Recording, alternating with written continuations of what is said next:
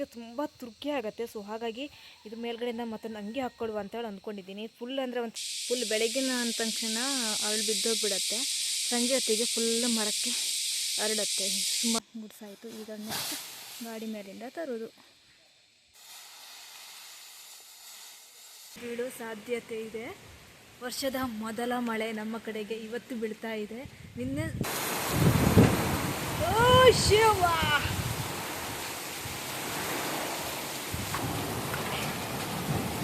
ಇಷ್ಟು ದೊಡ್ಡ ಮಳೆ ಬೀಳತ್ತೆ ಅಂತ ಅಂದ್ಕೊಂಡೇ ಇರಲಿಲ್ಲ ಗುರು.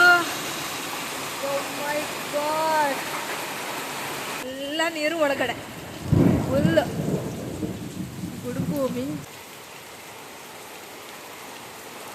ಕೊಡ್ತಾ ಕುತ್ಕೊಂಡ್ವಿ. ನೋಡಿದ್ರೆ ಇಲ್ಲಿ ಈ ರೀತಿಯಾಗಿ ಬಿಟ್ಟಿದೆ ದೇವ್ರೆ.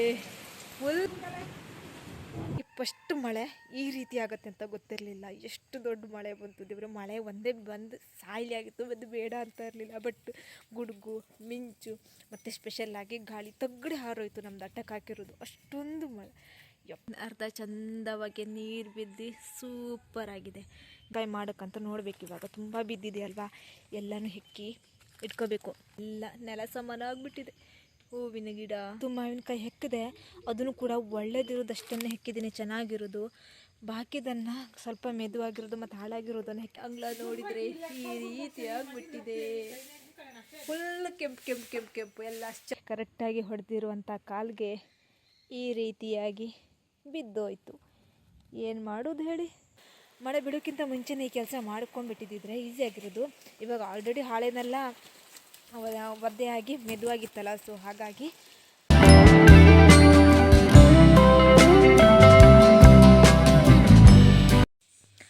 ಹಾಯ್ ಎಲ್ಲರೂ ಹೇಗಿದ್ದೀರಾ? ಎಲ್ಲರೂ ಸೂಪರ್ ಆಗಿದ್ದೀರಾ ಅಂತ ಅಂದ್ಕೊತೀನಿ. ಸೊ ಬನ್ನಿ ಇವತ್ತಿನ ಲಾಗ್ನ ಸ್ಟಾರ್ಟ್ ಮಾಡುವ. ಅದಕ್ಕಿಂತ ಮುಂಚೆ ನನ್ನ ಚಾನಲ್ನ ಮೊದಲ ಸಲ ಯಾರಾದರೂ ವಿಡಿಯೋ ನೋಡ್ತಾ ಇದ್ದರೆ ಪ್ಲೀಸ್ ಸಬ್ಸ್ಕ್ರೈಬ್ ಮಾಡ್ಕೊಂಡು ನೋಡಿ. ಹಾಗೆ ಪಕ್ಕದಲ್ಲಿ ಕಾಣಿರುವಂಥ ಬೆಲ್ಲೈಕನ್ ಒತ್ತಿ. ನಾನು ಹಾಕುವಂಥ ವೀಡಿಯೋಸ್ ನೋಟಿಫಿಕೇಶನ್ ನಿಮಗೆ ಮೊದಲು ಬರುತ್ತೆ. ಆವಾಗ ನೀವು ಮೊದಲು ವಿಡಿಯೋನ ನೋಡ್ಬೋದು.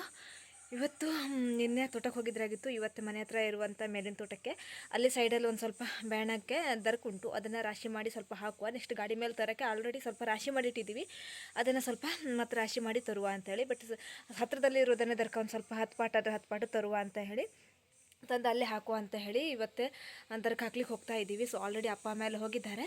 ಸೊ ಈಗ ನಾನು ಹೋಗ್ತಾ ಇದ್ದೀನಿ. ಮನೆಯಲ್ಲೆಲ್ಲ ಪೂರ್ತಿ ಕೆಲಸ ಮಾಡಿ ಎಲ್ಲ ಹೋಗೋ ತನಕ 10 ಗಂಟೆ ಆಗುತ್ತೆ. ಸೊ ಬನ್ನಿ ಇವತ್ತು ದರ್ಕನ ಮೇಲಿನ ತೋಟಕ್ಕೆ ಹಾಕಿಬಿಟ್ಟು ಇವತ್ತಿನಲ್ಲೇ ವೀಡಿಯೋಸ್ ಏನಿರುತ್ತೆ ಅಂತ ಹೇಳಿಬಿಟ್ಟು. ಸೊ ಬನ್ನಿ ಲೆಟ್ಸ್ ಗೋ. ಆಲ್ರೆಡಿ ಹೋಗಬೇಕಿದ್ರೆ ಇಷ್ಟ ಐಟಮ್ಸನ್ನು ಬಿಟ್ಟು ಹೋಗಿದ್ದಾರೆ ನನಗೆ. ಅಲ್ಲಿ ಅಮ್ಮ ತಗೊಂಡು ಹೋಗೋಳಾಗಿದ್ದು ಆ್ಯಕ್ಚುಲಿ. ಅವಳು ಹೋಗಬೇಕಿದ್ರೆ ಮೇಲಿನ ತೋಟಕ್ಕೆ ಸ್ವಲ್ಪ ಹಾಳೆ ಬೇಕು ಮುಚ್ಚಕ್ಕೆ, ಇಲ್ಲಿ ಕಟ್ಟಿಟ್ಟಿದ್ರಾಗಿತ್ತು, ಅದನ್ನು ತಗೊಂಡು ಹೋಗ್ತೀನಿ, ನೀರೆಲ್ಲ ತಗೊಂಡು ಬಾ ಅಂತ ಅಂದರು. ಸೊ ಹಾಗೆ ದರ್ಕಿಗೆ ತುಂಬ ತುರ್ಕಿ ಆಗುತ್ತೆ. ಸೊ ಹಾಗಾಗಿ ಇದು ಮೇಲ್ಗಡೆಯಿಂದ ಮತ್ತೊಂದು ಅಂಗಿ ಹಾಕ್ಕೊಡುವ ಅಂತೇಳಿ ಅಂದ್ಕೊಂಡಿದ್ದೀನಿ. ಫುಲ್ ಅಂದರೆ ಒಂಥರ ಧೂಳು ಸಿಗುತ್ತೆ. ಸೊ ಮೈಯೆಲ್ಲ ತುರ್ಕೆ ಆಗುತ್ತೆ. ಸೊ ಹಾಗಾಗಿ ಅಂಗಿ ಹಾಕ್ಕೊಂಡು ಇವತ್ತೇ ತಗೊಂಡು ಹೋಗುವ, ನೋಡುವ ಹೇಗಾಗುತ್ತೆ ಅಂತೇಳಿ. ಒಟ್ಟು ಫುಲ್ ಶೆಕೆನೂ ಆಗುತ್ತೆ. ಸೊ ನೋಡಬೇಕು ಇವತ್ತೇ ಹೋಗಿ. ಆಲ್ರೆಡಿ ಅಪ್ಪಮ್ಮ ಹೋಗಿ ಒಂದು 1/2 hour ಆಗಿದೆ. ಸೊ ನಾನು ಬಂದಿಲ್ಲ ಅಂತಂದರೆ ಮತ್ತೆ ನನಗೆ ಇಷ್ಟೊತ್ತಾಗುತ್ತೆ ಅಂತೇಳಿ ಕೇಳ್ತಾರೆ. ಆಲ್ರೆಡಿ ನೀರೆಲ್ಲ ತಗೊಂಡೋಗಿಲ್ಲ ಅವರು. ಸೊ ಇವಾಗ ಬೇಗ ನೀರು ಆಸರೆ ಆಗುತ್ತೆ. ಸೊ ಹೋಗಿ ನೋಡುವ, ದರ್ಕ ರಾಶಿ ಮಾಡುವ ಇವತ್ತು. ಓಕೆನಾ? ಇಲ್ಲಿಗೆ ದರ್ಕ ರಾಶಿ ಮಾಡಬೇಕು. ಇದನ್ನು ನೋಡಿದ್ರೆ ಇಲ್ಲಿ ಯಾರು ರಾಶಿ ಮಾಡ್ತಾರೆ ಅನ್ನಿಸ್ತಾ ಇದೆ. ಒಂಚೂರು ಸರಿನೇ ಇಲ್ಲ ಜಾಗ. ಫುಲ್ಲು ಒಂಥರ ನೋಡಿದ್ರೇ ಒಂಥರ ಅನಿಸ್ತಾ ಇದೆ. ಗುಡಿಸ್ಲಿಕ್ಕೆ ಒಂಥರ ಬೇಜಾರು. ಇಲ್ಲಿ ನೋಡಿ ಹೂವು, ಕಾಡು ಹೂವು ಹೇಗೆ ಅಳ್ಕೊಂಡು ಬಿದ್ದಿದೆ ಅಂತ. ನಂದಿ ಬೆಟ್ಟಲು ಅಂತ ಅಂತಾರಲ್ಲ, ಸೇಮ್ ಅದೇ ರೀತಿಯಾಗಿ ಫುಲ್ ಬೆಳಗಿನ ಅಂದ ತಕ್ಷಣ ಅವಳು ಬಿದ್ದೋಗ್ಬಿಡತ್ತೆ. ಸಂಜೆ ಹೊತ್ತಿಗೆ ಫುಲ್ ಮರಕ್ಕೆ ಹರಡತ್ತೆ. ತುಂಬ ದೊಡ್ಡ ಮರ ಅದು. ಇಷ್ಟು ದೊಡ್ಡ ಮರಕ್ಕೆ ಹರಡಿದೆ. 2 ಮರ ಇದೆ ಅಲ್ಲಿ ಥರ ಹೂವದ್ದು ಥರ. ಇದನ್ನು ತೆಗೆದುಬಿಟ್ಟು ಮಾಲೆ ಮಾಡಿದರೆ ಚೆಂದ ಕಾಣಿಸ್ತಿತ್ತೇನಲ್ಲ ಇದು ಈ ರೀತಿ.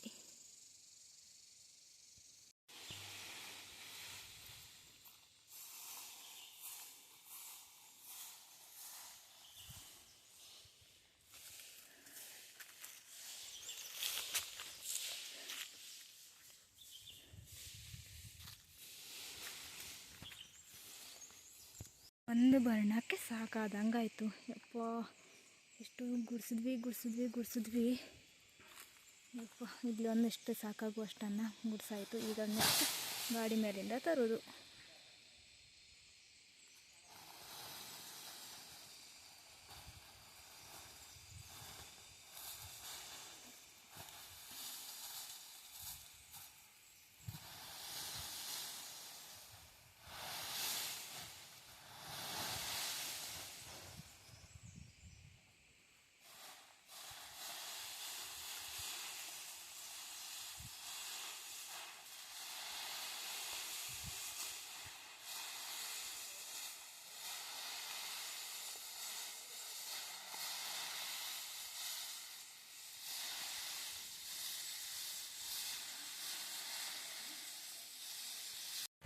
ಯಪ್ಪ ಮಧ್ಯಾಹ್ನ ಟೈಮಿಗೆ ಫುಲ್ ಗಾಳಿ ಫುಲ್ ಮೋಡಾಗಿದೆ. ಇನ್ನೇನು ಮಳೆ ಬೀಳೋ ಸಾಧ್ಯತೆ ಇದೆ. ವರ್ಷದ ಮೊದಲ ಮಳೆ ನಮ್ಮ ಕಡೆಗೆ ಇವತ್ತು ಬೀಳ್ತಾ ಇದೆ. ನಿನ್ನೆ ಸ್ವಲ್ಪ ಬೀಳತ್ತೆ ಅಂತ ಮಾಡಿದ್ನಾಗಿತ್ತು ರಾತ್ರಿ ನೈಟು, ಮತ್ತು ಬಂದಿಲ್ಲ. ಸೊ ಇವತ್ತು ಬೆಳಕಾಗಿದೆ, ಸ್ವಲ್ಪ ಬೀಳ್ತಾ ಉಂಟು. ಮಧ್ಯಾಹ್ನ ಕರೆಕ್ಟಾಗಿ 1:15 ಈ ಥರ ವಾತಾವರಣ ಆಗಿ ಮಳೆ ಬೀಳ್ತಾ ಉಂಟು.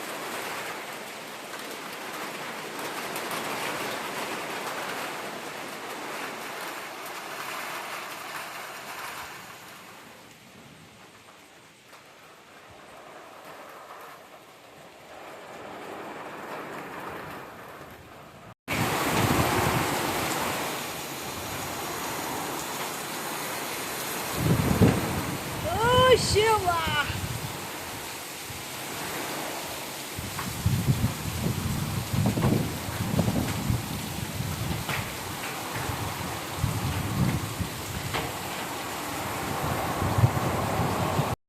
ಆನೆಕಲ್ಲು ಬೀಳ್ತಾ ಇದೆ.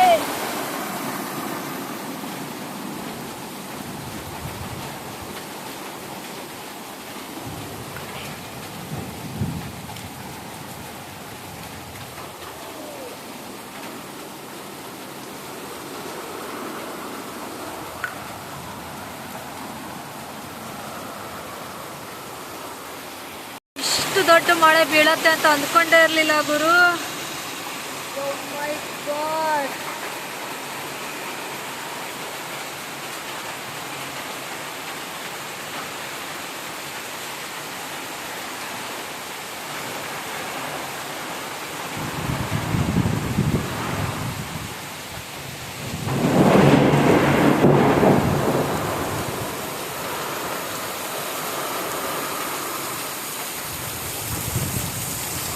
ಎಲ್ಲ ಹೋಯ್ತು.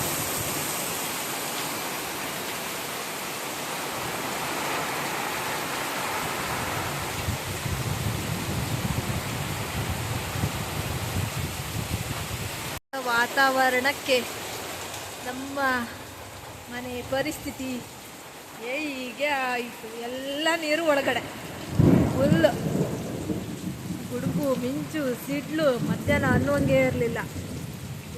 ಮೈ ಗಾಡ್. ಎಲ್ಲ ರೆಡಿ.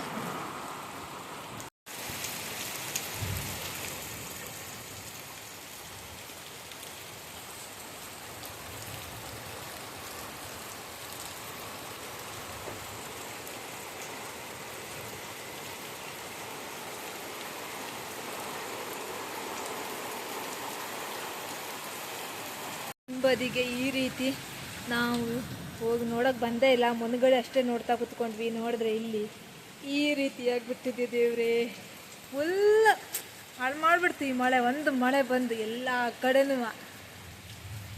ದೇವ್ರೆ, ಇದೆಲ್ಲ ಕ್ಲೀನ್ ಮಾಡೋಕೆ ಇನ್ನು ಯಪ್ಪ ದೇವ್ರೆ ಸಾಕಾಗೋಗತ್ತೆ ಇನ್ನು.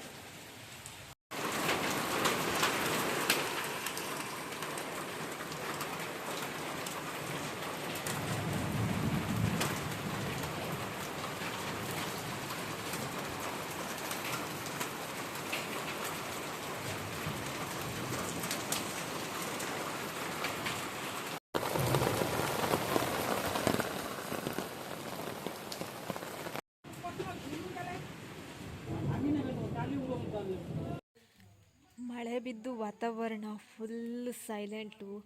ಹೇಗಾಗಿದೆ ಅಂತಂದರೆ ಯಪ್ಪ, ಫುಲ್ ಮಳೆಲೆಲ್ಲ ನೆಂದ್ಕೊಂಡೆ. ಆನೆಕಲ್ಲು ಬಿದ್ದಿತ್ತು, ಅದನ್ನು ಹೆಕ್ಕೋಕೆ ಹೋಗಿ ಮತ್ತೆ ತಗಡನ್ನೆಲ್ಲ ಹಾರೋಗಿ ಮನೆ ಒಳಗೆ ನೀರು. ಸೊ ಎಲ್ಲ ಪರಿಸ್ಥಿತಿನೂ ಇವತ್ತೇ ಮಾತ್ರ ಸಿಕ್ಕಾಪಟ್ಟೆ ಕೆಟ್ಟದಾಗಿತ್ತು.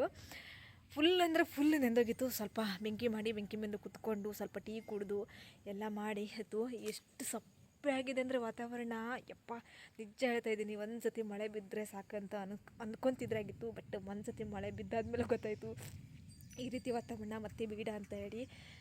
ಸೊ ಹೀಗಾಗಿದೆ ಫುಲ್. ಎಲ್ಲ ಕಡೆಯೂ ಸೈಲೆಂಟ್ ವಾತಾವರಣ. ಫುಲ್ ಮನೆ ಒಳಗೆ ಹೊರಗೆ ಎಲ್ಲ ಕಡೆಯೂ ನೀರೇ ನೀರು. ಆನೆಕಲ್ಲು ಆ್ಯಕ್ಚುಲಿ ಹೇಳ್ಬೇಕಂದ್ರೆ ಮನೆ ಒಳಗಡೆಗೆಲ್ಲ ಬಿತ್ತು. ನಮ್ಮದು ಕಿಟಕಿಯಿಂದ ಇರುತ್ತಲ್ವ, ಸೊ ಅದ್ರ ಒಳಗಡೆಯಿಂದ ಬಿತ್ತು. ನಾವು ಜಸ್ಟ್ ಊಟ ಕೂತ್ಕೊಂಡಿದ್ರೆ ಆಗಿತ್ತು. ಯಪ್ಪ, ನಿಜ ಹೇಳ್ಬೇಕಂದ್ರೆ ಸರಿಯಾಗಿ ಊಟನೂ ಕೂಡ ಮಾಡೋಕ್ಕಾಗಿಲ್ಲ. ಆ ರೀತಿ ಮಳೆ ಬಂದು ಹೋಯಿತು. ಯಪ್ಪ, ಗುಡುಗು ಸಿಡ್ಲು ಮಿಂಚು. ಯಪ್ಪ, ಎಷ್ಟು ಅಂತಂದರೆ ಕರೆಂಟಿಂದು ಪ್ಲಗ್ಗೆಲ್ಲ ಇರುತ್ತಲ್ಲ ಅದ್ರಿಗೆಲ್ಲ ಚಟಪಟ ಚಟಪಟ ಚಟಪಟ ಎಲ್ಲ ಸೌಂಡ್ ಬರ್ತಿತ್ತು. ಅಷ್ಟೊಂದು ಗುಡುಗು ಮಿಂಚು ಮತ್ತು ಗಾಳಿ ಒಂದು ಸಿಕ್ಕಾಪಟ್ಟೆ. ಇನ್ನೆರಡು ದಿನ ಕರೆಂಟ್ ಬರೋದು ಡೌಟು ಅನಿಸುತ್ತೆ, ಅಷ್ಟೊಂದು ಗಾಳಿ ಬೀಸಿದೆ.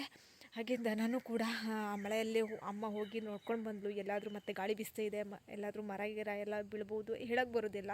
ಸೊ ಹಾಗಾಗಿ ದನನೂ ಕೂಡ ಕಟ್ಕೊಂಡ್ವಿ. ಮತ್ತು ಆ ಮಳೆಯಲ್ಲೇ ಪೂರ್ತಿಯಾಗಿ ಇಲ್ಲಿ ಸರಿ ಮಾಡು ಅಲ್ಲಿ ಸರಿ ಮಾಡು ಎಲ್ಲ ಅಂತ ಹೇಳಿ ನೀರು ಇಲ್ಲಿ ಸ್ಟಾಕ್ ಆಗಿತ್ತು, ಅಂಗಳದಲ್ಲಿ ಅಲ್ಲಿ ಸ್ಟಾಕ್ ಆಗಿತ್ತು, ಹಾಗೆ ಹೀಗೆ ಎಲ್ಲ ಕಡೆಯೂ ಒಟ್ಟಿನಲ್ಲಿ ಫುಲ್ ಒದ್ದೆಯಾಗಿ. ಇವಾಗ ಥಂಡು ವಾತಾವರಣ. ಇಷ್ಟು ದಿನ ಶೆಕೆ ಶೆಕೆ ಶೆಕೆ ಅಂತ ಹೇಳಿ ತಣ್ಣೀರು ಸ್ನಾನ ಮಾಡ್ತಿದ್ವಿ, ಇವತ್ತು ಚಳಿ ಅಂತೇಳಿ ಬೆಂಕಿ ಮುಂದೆ ಕೂತ್ಕೊಳ್ಳೋ ಥರ ಆಗಿದೆ.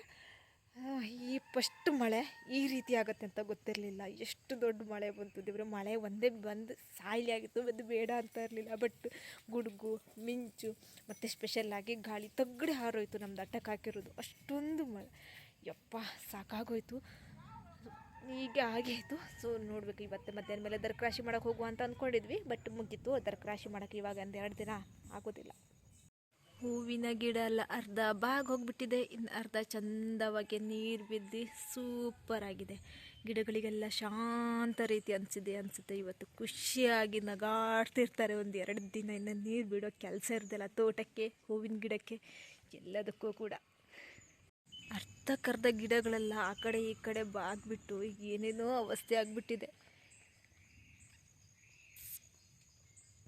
ದೇವ್ರೆ, ಮಾವಿನಕಾಯಿ ಎಷ್ಟು ಬಿದ್ದಿದೆ ಅಂದರೆ ಫುಲ್ಲು ಉದ್ರೋಗ್ಬಿಟ್ಟಿದೆ.